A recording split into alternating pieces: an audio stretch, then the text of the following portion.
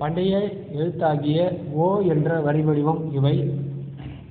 எனவே காணொளியில் கண்டது போல் ஒரு குறில், இன்னொரு குறில், ஒரு மெய்யெழுத்து இம், இவை மூன்றும் கூட்டியதே கூட்டெழுத்தாகிய இந்த ஓம் என்ற வடிவம்.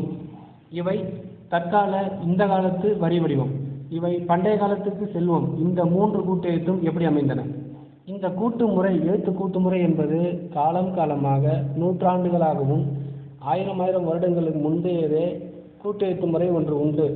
அந்த கூட்டெழுத்து முறையை 5000 வருடம் முன்றே கையாண்டு இருக்கிறார்கள் என்றால் அதற்கும் முந்தையது நம் தமிழ் மொழி இல்லையா? திடீரென்று கூட்டெழுத்துக்களோ ஒரு வரி வடிவமோ வராது. காலங்களால் தான் படிப்படியாக வளர்ச்சி பெற்று செம்மை பெற்று வரும்.